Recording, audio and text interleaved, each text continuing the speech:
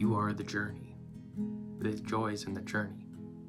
I think that we need to take a second to reflect on who we are and to where we're going, to where we've come from, to everything that we've achieved along the way, but to more importantly, invest some sort of positivity and love into who we are right now. I think that so often in life, we can be distracted and caught on the feeling of wanting something else, of attaining something that we don't have yet. But I think that the importance and the beauty of life is in the now. It's in being where your feet are. It's about having that genuine curiosity that you don't have all the answers yet, and that we're always open to learning more things, to new things, to things around us, to marvel at the beauty, the fact that any of this exists, that we exist, that this house, there was maybe something here before, and whatever. It's about taking a deep reflection, a deep dive into who we are. It's about getting to know yourself, getting to know that person that you spend 24 hours of the day, every single day with. I think that's one thing I realized in the last couple years. I've been really familiar with who I am, and in that, it's brought me such a big calming sense of peace and joy and just gratitude of the things I have around me. I saw this beautiful quote the other day and I wanted to share with you. Sometimes we can't change anything, but we can influence it with who we are. And in that, it's saying that, you know what, sometimes we don't necessarily have the choice to control certain things in our lives, certain aspects of our lives, but I do believe that we have one thing, and this thing we can always have something to say, is just that, something to say. How we feel about a situation is in turn how life will respond. I think that what we hold in our hearts is expressed with our life. And I think that we need to do a better job at listening to our hearts, listening to the people that we are, into what we want, into our desires, into what we want to achieve. And in that saying that when the light comes from within you, you cast no shadows, because it's such a purity and it's such a rare thing nowadays. But you know what? I'm slowly realizing that that's who I'm becoming. And I'm investing so much love into who I am. I'm investing so much positivity into the world around me, into being open, into speaking my mind.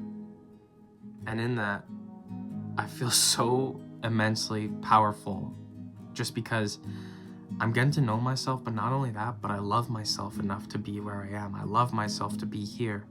I love the fact that I'm able to mess up. I love the fact that I have flaws, but I'm learning to seek out change and looking at the parts of me that are seeking out change and knowing that my change is coming from a place of so much love and gratitude for myself. And you know what? I'm just so thankful that I'm able to do that nowadays. That I'm able to take a deep, long look at who I am, to what I want, and I'm able to spend time alone in my head. And I'm able to spend time with the person that I am. I'm able to sit there and read and to nourish myself and to hang out with friends and to be present in my moments.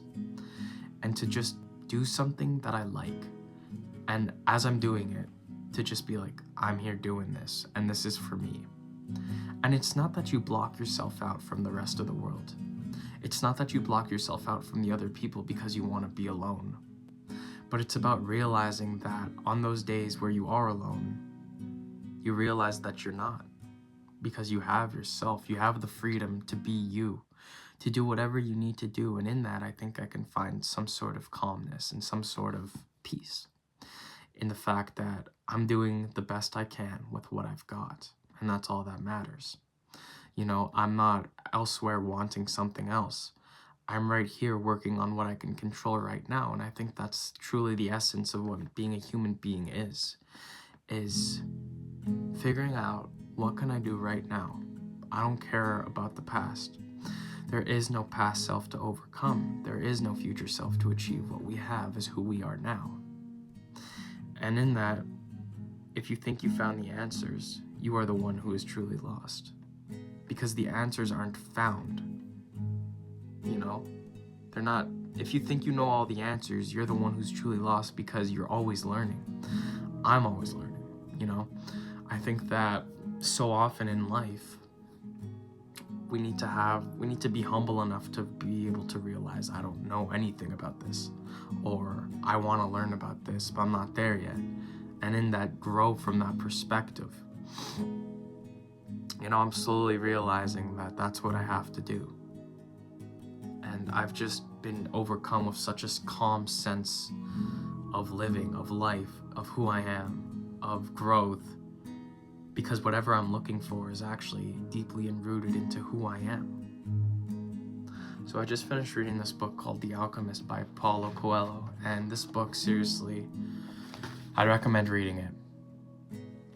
But on the note of listening to your heart, the book talks about a young man who embarks on a journey to find his personal legend, a great treasure that he's looking for. And in that, he realizes that he finds himself over the journey. He's present, and he listens to his heart.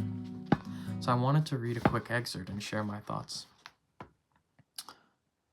The alchemist tells the young man, "Listen to your heart. It knows all things, because it came from the soul of the world, and it will one day return there." And that's not easy to do. The boy asks, "Why do we have to listen to our hearts?"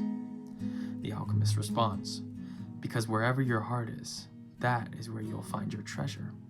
"But my heart is agitated," the boy said. "It has dreams, it gets emotional, it becomes passionate over women of the desert, it asks things of me, and it keeps me from sleeping many nights when I'm thinking about her." "Well, that's good. Your heart is alive. Keep listening to what it has to say." "My heart is a traitor," the boy said. "Well, that makes sense," the alchemist answered. "Naturally, it's afraid that in pursuing your dream, you might lose everything you've won. Well then, why should I listen to my heart? Because you will never again be able to keep it quiet.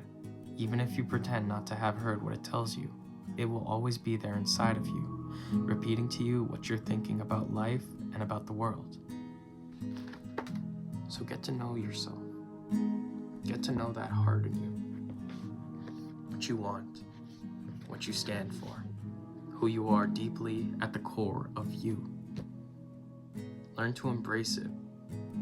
Learn to love the parts of you that are seeking out change.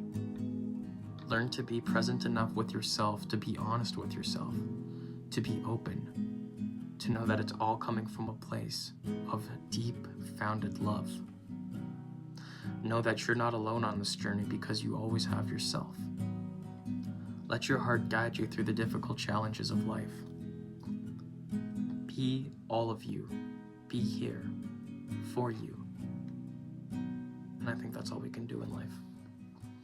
So if you watch this video, thank you so much. I appreciate each and every single one of you, whoever's watching this. I appreciate myself, and I really enjoyed making this one.